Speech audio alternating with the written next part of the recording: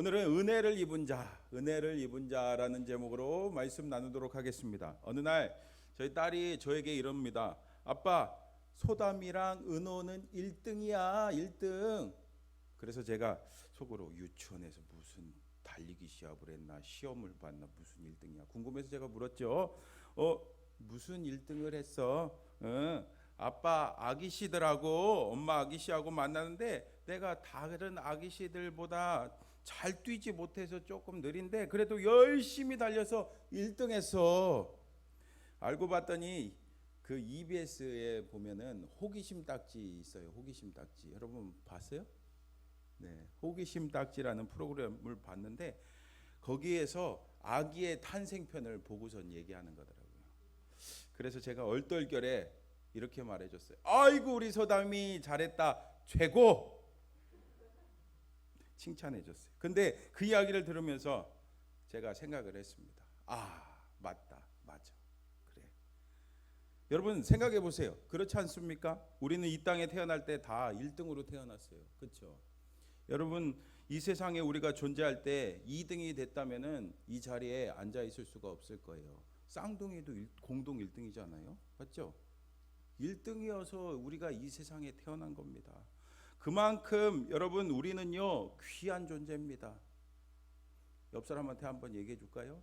당신은 귀한 존재입니다. 하나님께서는요 이렇게 우리를 아주 귀한 존재로 만드셨습니다. 이 땅에 태어나게 해주셨습니다. 그러니까 우리는 하나님의 은혜로 이 땅에 태어난 존재라는 거예요. 하지만 죄악이 가득한 이 세상, 생존 경쟁, 약육강식이 가득한 이 세상에서 우리가 살다 보니까 남하고 비교하면서 때때로 스스로 생각하기에 나는 뭔가 부족하고 나는 연약하고 나는 열등하고 나는 없고 나는 뭔가 약하다라고 생각을 합니다. 그러다 보니까 다른 사람들은 뭔가 대단해 보입니다. 특별히 성경 인물들은 우리와 비교도 안 될 정도로 아주 대단하고 위대해 보입니다. 여러분 정말 그럴까요? 오늘 노아를 보세요. 그를 어떻게 소개하고 있습니까? 9절 말씀 보세요. 이것이 노아의 족본이라. 노아는 의인이요 당대의 완전한 자라. 그는 하나님과 동행하였으며. 아멘. 대단하죠. 의인이래요. 당대의 완전한 자래요. 그리고 하나님과 동행하는 자래요. 이렇게 노아는요 대단한 사람 같아 보입니다. 노아를 보니까 괜히 우리가 주눅이 들죠. 그래서 한마디로 오늘 그를 어떤 자라고 합니까? 오늘 8절 말씀 보니까 그러나 노아는 여호와께 은혜를 입었더라. 아멘. 그렇습니다. 하나님의 은혜를 입은 자, 하나님의 은혜를 입은 자라고 말씀하고 있습니다. 근데 여러분 곰곰이 한번 잘 생각해 보세요. 의인, 당대의 완전한 자, 하나님과 동행하는 자. 여러분 사실 우리도 동일한 이런 사람입니다. 우리도 이렇게 은혜를 입은 자입니다. 여러분 한번 같이 생각해 볼까요? 첫 번째로 우리도요 의인이에요. 우리도 뭐라고요? 의인이에요. 무슨 의인이냐고요? 나는 의인이 아니라고요? 나는 죄인이라고요? 로마서 3장 23절 24절 말씀 보니까 모든 사람이 죄를 범하였음에 하나님의 영광에 이르지 못하더니 그리스도 예수 안에 있는 속량으로 말미암아 하나님의 은혜로 값없이 의롭다 하심을 얻은 자가 되었느니라. 아멘. 여러분 그렇습니다. 우리는요 의인이기 전에 죄인이었어요. 이 세상에 어느 누구 하나 예외 없이 모두 다 죄인입니다. 그래서 하나님의 영광에 이르지 못해요. 하나님의 영광에 이르지 못해요. 그러나 이 문제 누가 해결해 주셨습니까? 맞습니다. 길이요 진리요 생명 대신 예수님께서 우리 죄를 짊어지시고 우리 죄를 위해서 십자가에서 돌아가심으로써 그리고 부활하심으로써 우리에게 의인이 될 수 있는 길을 열어주신 줄 믿습니다. 여러분 예수님 믿으십니까? 대답이 좀 시원찮은 것 같은데요. 다시 한번 질문할게요. 여러분 예수님 믿으십니까? 여러분 우리가 정말 예수님을 믿는다면은 예수님을 내 삶의 주인으로 모셔드렸다면은 그 예수님의 피로 말미암아 우리는 다 의롭다 함을 받는 줄 믿습니다. 이것이 바로 값없이 주시는 하나님의 은혜입니다. 그래서 우리는 더 이상 죄인이 아니라 뭐라고요? 의인이 되는 줄 믿습니다. 두 번째로 우리는 완전한 자입니다. 사람들은요, 완전이라는 단어를 듣고 지레 겁먹으면서 어느 누구도 이 세상의 사람은 완전할 수 없다라고 소리칩니다. 어느 정도는 맞는 말이죠. 분명 그래요. 윤리 도덕적으로 우리가 완전할 수 있습니까? 우리가 완전한 사람이 있을까요? 윤리 도덕적으로? 사실 우리 윤리 도덕적으로는 완전할 수가 없습니다. 여러분, 털어서 먼지 안 나는 사람 없다고 하잖아요. 요즘에 정치인들 인사청문회 여러분 보신 적 있나요? 그거 보면은요, 조금이라도 탈탈 털기 때문에 잘못된 부분이 나와요, 안 나와요? 나옵니다. 그렇다면 여기서 완전하다는 것은 뭘까요? 레위기 말씀을 보면은 하나님께서는 내가 거룩하니 너희도 거룩하라 라고 말씀하십니다. 거룩은 구별됐다는 뜻인데 달리 말하면은 이것은 완전하다라는 뜻이에요. 그래서 거룩하라라는 말은 곧 하나님께서 우리가 완전하기를 원하신다는 뜻입니다. 근데 생각해 보세요. 잘 생각해 보세요. 우리가 완전할 수가 없는데 하나님께서 완전하라라고 말씀하실까요? 그렇다면 이게 무슨 말일까요? 여기서 완전은 원어를 보면은 흠이 없는 희생 제물을 묘사하는 데 쓴 제의적인 용어입니다. 따라서 노아를 의롭고 완전한 사람이라고 표현하는 것은 윤리적, 도덕적 완전함을 뜻하기보다는 그가 하나님 앞에 나아갈 수 있게 되었다는 뜻이에요. 곧 하나님과의 바른 관계 가운데 노아가 놓여 있다는 거예요. 여러분, 그렇습니다. 우리가 죄인 아닌 사람 없어요. 털어서 먼지 안 나는 사람 없어요. 하지만 예수님의 십자가 보혈로 하나님께서는 우리의 죄와 허물을 덮어주시고 하나님과의 관계를 나눌 수 있는 의인, 완전한 자로 만들어 주십니다. 그래서 마지막으로 세 번째, 우리도 하나님과 뭐하는 자예요? 동행하는 자가 되는 줄 믿습니다. 여러분 어떻습니까? 여러분 예수님 믿으시죠? 그러면 하나님과 동행하고 계십니까? 우리도 의인이고 완전한 자가 되면은요, 하나님과 동행할 수 있는 거예요. 다 연결이 돼 있는 겁니다. 그러므로 여러분, 오늘 하나님께서는 우리가 예수님을 믿을 때 성령의 역사로 거듭나게 하시어 우리의 죽은 영이 살아나 의인 완전한 자가 되게 하심으로써 하나님과 동행하며 하나님과 특별한 관계를 맺으며 살아갈 수 있게 만들어 주십니다.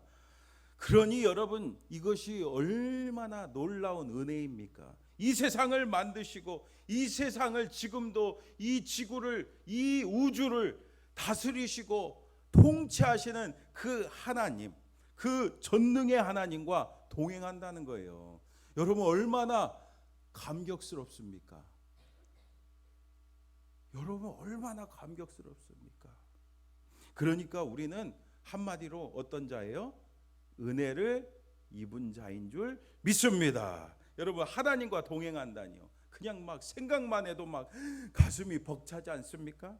제가 아침마다 저희 딸 아들을 유치원에 데려다 주거든요. 근데 어느 날은 그러더라고요. 저한테 막 요구해요. 아빠 이거 사줘, 저거 사줘. 뭐 주변에 저기 우리 애들이 저기 유치원 반월 초등학교 병설 유치원 가는데 그 가는 길에 유혹거리가 많거든요. 가게도 있고 편의점도 있고. 근데 편의점은 꼭 그렇게 먹을 거를 이렇게 진열대에다 놔. 그러면은 사달라고 거기 지나고. 제가 그래서 머리를 썼습니다. 피해가요 거기를. 여러분, 저에게 맡겨놓지도 않은데 애들이 그냥 달래요. 저한테 무슨 돈을 준 것도 아닌데 달래요. 왜요? 내가 그들의 아빠니까. 여러분, 마찬가지로 우리가 창조주 전능의 하나님 아버지와 동행하면요, 여러분들의 필요를 구할 수도 있고 우리가 모르는 것을 물을 수도 있습니다. 또 하나님께서는요, 하나님만 아시는 비밀을 우리에게 알려주십니다. 그러니까 동행하는 삶, 하나님과 동행하는 삶, 정말 복된 삶인 줄 믿습니다. 그래서 하나님께서 오늘 노아에게 하나님께서만 아시는 그 비밀을 알려주시잖아요. 여러분, 그것이 뭡니까? 바로 심판과 구원의 메시지입니다. 우선 하나님께서 심판하신다는 거예요. 그 당시 노아 시대의 모습이 도대체 어땠길래 심판하십니까? 5절에서 7절 말씀을 보세요. 쭉 나와 있죠. 제가 한번 읽어드릴게요. 5절에서 7절 말씀.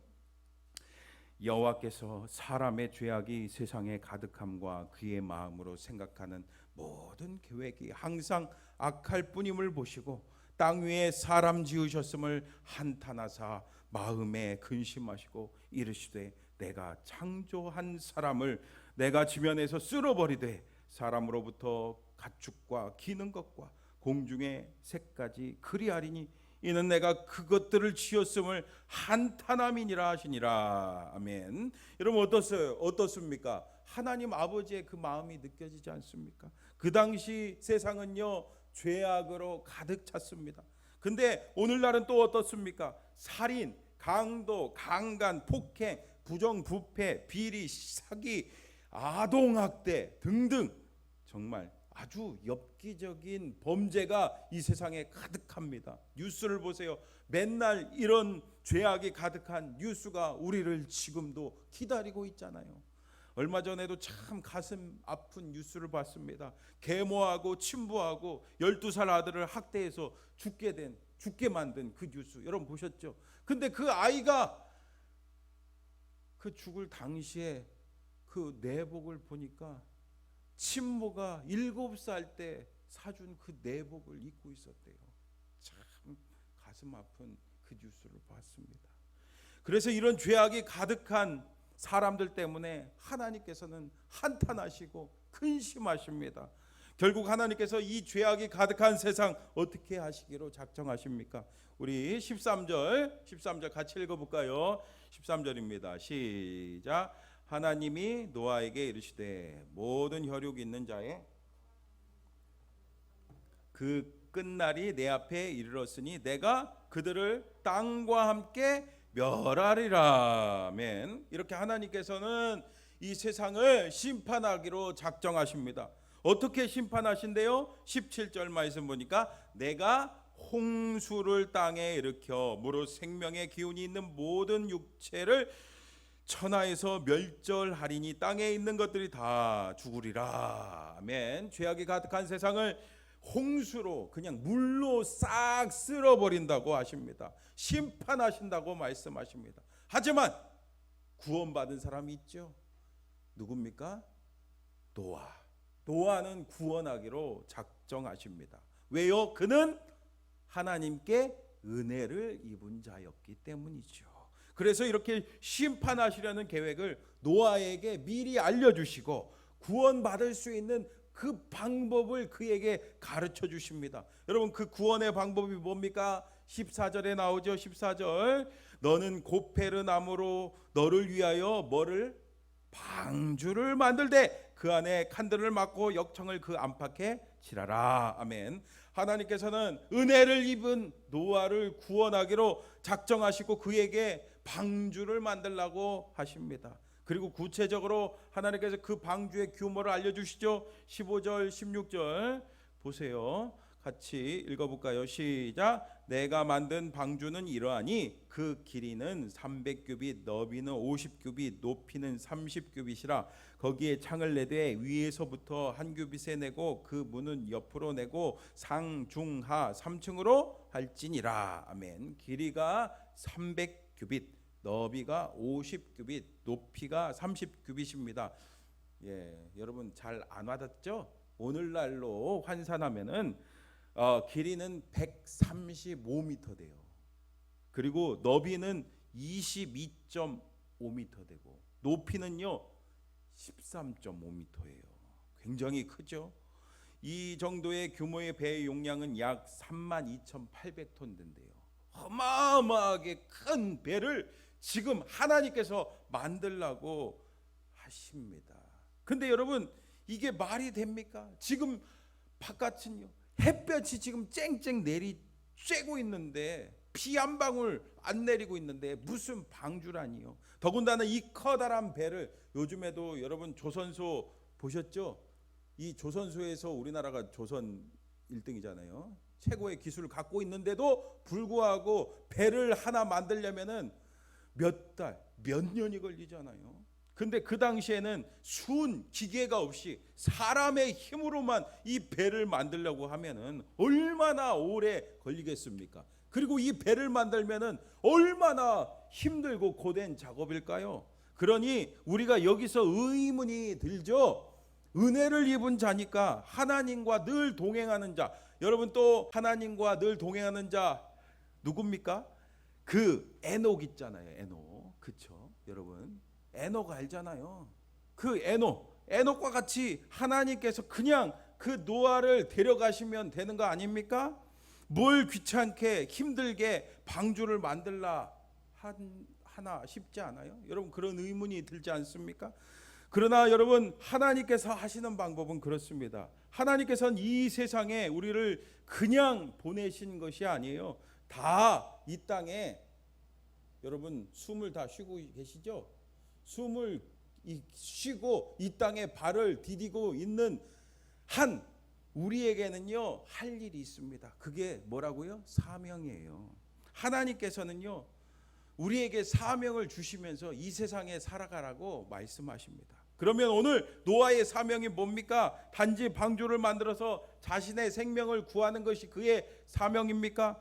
베드로후서 2장 5절 말씀 보니까 잘 들어보세요. 옛 세상을 용서하지 아니하시고 오직 의를 전파하는 노아와 그 7 식구를 보존하시고 경건하지 아니한 자들의 세상에 홍수를 내리셨으며. 아멘. 여러분, 이렇게 노아의 사명이 뭡니까? 맞습니다. 바로 의를 전파하는 거예요. 의를 전파하는 것이 그의 사명이었습니다. 요즘 말로 하면 뭡니까? 복음을 전하는 것이 그의 사명이었습니다. 그래서 하나님께서는 방주를 만들라고 하는 거예요. 그렇다면 이 방주는 오늘날 무엇을 말하는 걸까요? 바로 우리 교회를 말하는 거예요. 오늘 이 방주는 하나님께서 친히 설계하시고 그 설계도에 따라서 노아가 만들었습니다. 마찬가지로 교회도 하나님께서 설계하시고 우리 한 사람 한 사람이 교회가 되어서 지금도 교회를 만들어 가고 계시는 거예요. 그러므로, 그리고 또 무엇보다 방주가 무슨 역할을 합니까, 여러분? 방주가 무슨 역할을 해요? 맞아요. 생명을 구원하는 역할을 합니다. 그 안에 들어온 사람들, 그 안에 들어온 생명들은 해를 받지 않습니다. 마찬가지로 교회는 무슨 역할을 해야 합니까? 생명을 구원하는 역할을 해야 됩니다. 여러분, 교회가 세워진 목적은 우리끼리 잘 먹고 잘 살고 행복하라고 세워진 것이 아니에요.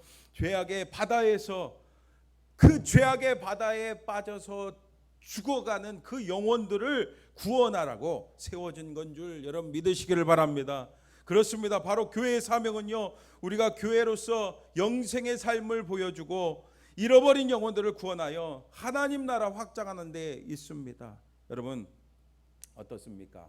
우리도 하나님의 은혜를 입은 자로서 하나님의 그 구원의 비밀, 여러분 알아요? 몰라요? 예, 하나님의 구원의 비밀을 알잖아요. 그 복음을 알잖아요. 노아 때뿐 아니라 여러분 지금도 마찬가지입니다. 죄악이 가득한 이 세상은요 영원하지 않습니다. 이 세상은 끝납니다. 심판의 그날이 옵니다. 그래서 우리는 그날을 준비해야 합니다. 그러므로 오늘 우리는 모두 다 은혜를 입은 교회로서 생명을 살리는 구원의 방주 사명 감당하기를 축복합니다. 나는 주님의 것입니다 라는 책을 쓴, 또 부활 그 증거라는 영화에 출연한 여러분 천정은 집사님이라는 분 아세요? 네, 혹시 간증을 보셨습니까? 그녀는 경희대 피아노과를 졸업한 유능한 피아니스트였습니다. 일에 대한 열정도 남달라서 공연 기획사를 만들고 영어 캠프 디렉터를 하기도 했습니다. 손 대는 것마다 잘 됐습니다. 그런데 어떤 사람이 동업 요청이 들어왔는데 그 일을 맡아서 같이 하는데 잘 안 되는 거예요. 너무 힘들었습니다. 막 그것을 어떻게든 다시 일으켜 보려고 죽기 살기로 노력하는데 안 되는 겁니다. 근데 어느 날 막 몸이 아파요. 너무 아파요. 그래도 꼭 참고 일을 하던 2012년 어느 날이었습니다. 그녀의 나이 39살이었어요. 친구 엄마가 이렇게 보니까 몸이 아픈 것 같아요. 그래서 억지로 그녀를 이끌고 병원에 데려갔습니다. 의사 선생님이 하는 말이 너무 늦었습니다. 너무 늦었대요. 왜 늦었냐면은 유방암 말기라는 거예요. 검사를 해보니까 이미 온몸에 암이 전이된 상태로 치료가 불가능한 상황이었어요. 해줄 수 있는 것이 없습니다. 의사가 꼭 하는 말이죠. 여러분 얼마나 기가 막힙니까? 39살 아직 젊디 젊은 앞날이 창창한 그 청년에게 할 수 없다는 거예요. 정말 그 얘기를 듣는 순간 하늘이 무너지는 것 같았고 정말 죽고 싶었습니다. 그런데 갑자기 평소에 알고 지내던 언니가 어느 날 그녀에게 전도하려고 했던 말이 떠올랐어요. 무슨 말이었냐면은 너 예수님 안 믿으면은 지옥 간다. 그 얘기를 들으니까 진짜 천사 같은 언니라서 친하게 지냈는데 세상 말로 재수 없게 지옥 간다니. 막 기가 막히고 기분 나빠서 이렇게 말해줬어요. 언니 참 촌스럽다. 촌스럽게 이렇게 전도를 해. 이렇게 촌스럽게 전도하지 말라고 했어요. 근데 막상 죽음이 다가오니까 죽음을 생각하니까 그게 떠올랐어요. 너무나 두려웠습니다. 죽으면은 지옥 가면 어떻게 하지? 두려운 마음이 들었어요. 그러니까 갑자기 입술에서 하나님 저 어떡해요? 자기도 모르게 하나님을 찾았습니다. 그때 그런데 놀랍게도 갑자기 그 언니한테 전화가 왔어요. 전화를 받으니까 막 눈물이 쏟아지는 거예요. 그리고 그 언니한테 자초지종을 다 말했습니다. 언니는 그 이야기를 듣고 그래 내가 기도할게. 언니는 다음날 교회에 가서 다 얘기했어요. 그 이야기를 이야기하면서 중보기도 해달라고 부탁했습니다. 그러니까 사람들이 그녀를 위해서 막 간절히 막 기도를 하는 거예요.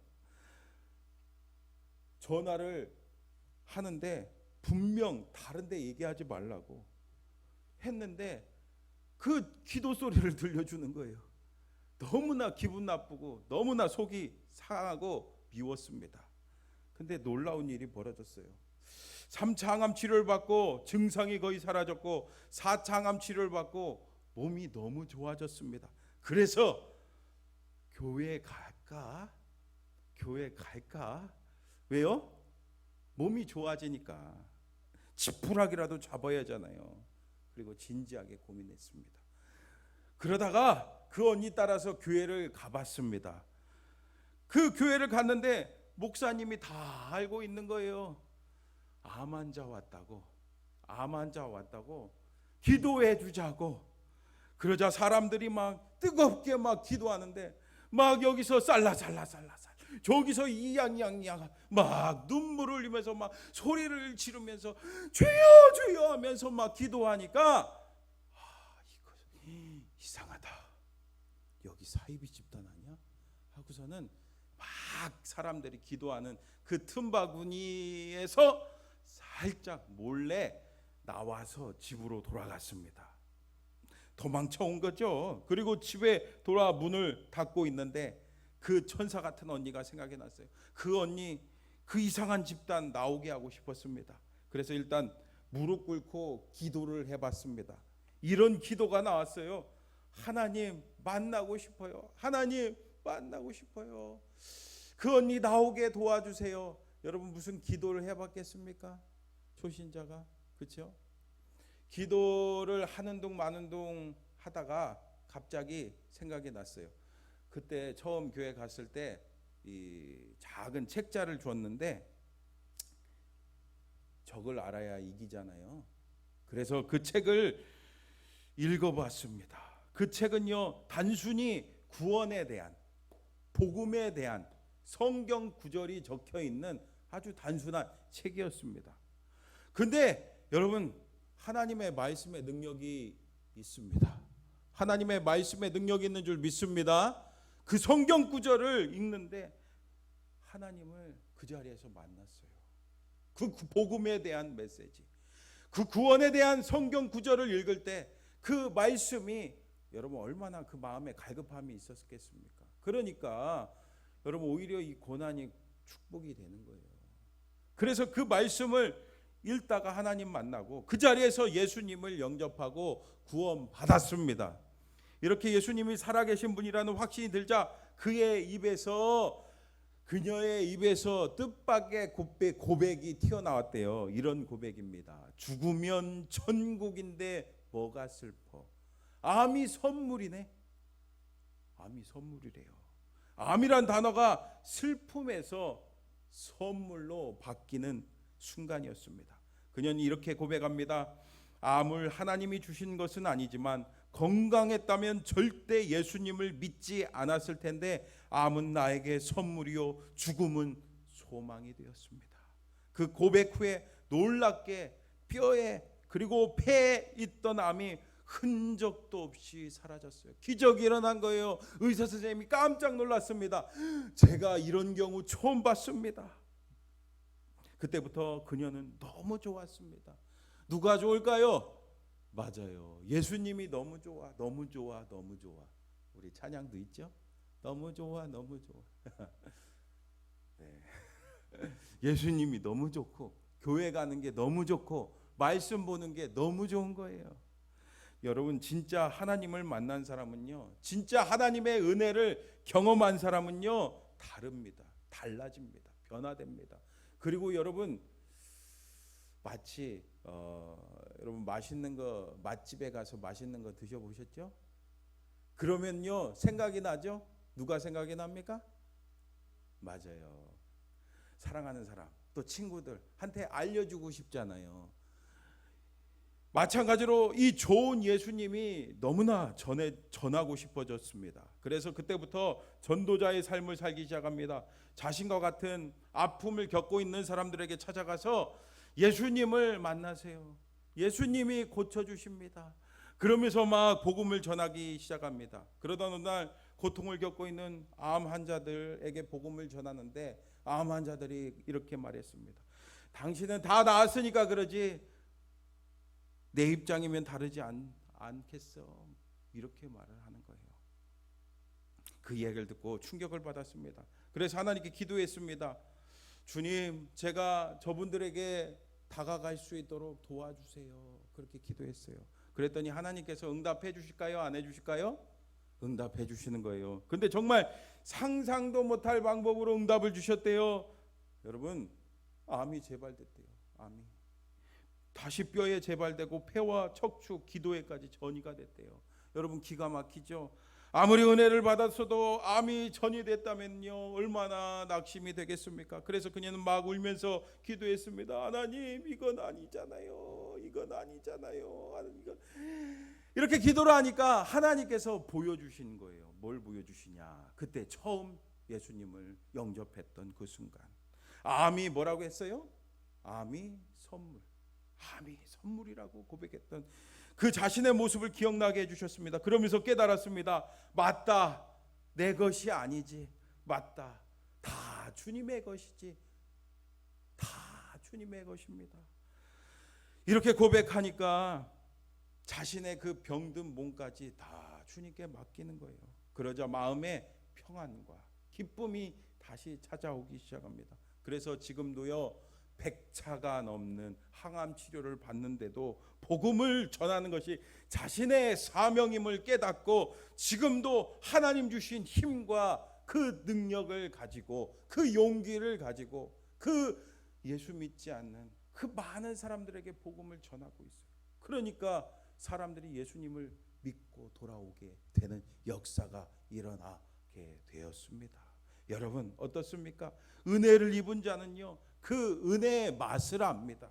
그 은혜의 맛을 압니다. 그래서 하나님께서 나를 통해 하실 일을 기대하며 하나님께서 주시는 사명을 깨닫고 그 사명에 충실할 수 있는 겁니다. 여러분, 분명 노아 시대 사람들은 구름 한 점 없는 창창한 날씨 속에 홍수를 대비해서 그 거대한 방주를 만들고 있는 노아의 모습을, 그리고 그 커다란 방주를 보았습니다. 그리고 그 망치질, 그리고 톱질하는 소리, 그것을 들었습니다. 그러면서 아우, 노아 대단하군요, 그랬을까요? 아니에요. 다 비웃었을 겁니다. 야, 이게 뭐야, 무슨 바보같이 그렇게 방주를 지어 하면서 비웃었을 거예요. 하지만 그는 묵묵히 하나님께서 그에게 맡기신 사명을 감당했습니다. 여러분, 그가 어떻게 그럴 수가 있었습니까? 히브리서 11장 7절 말씀 보니까 믿음으로 노아는 아직 보이지 않는 일에 경고하심을 받아 경외함으로 방주를 준비하여 그 집을 구원하였으니 이로 말미암아 세상을 정죄하고 믿음을 따르는 의의 상속자가 되었느니라. 아멘. 여러분, 그래요, 노아에게 무엇이 있었다고요?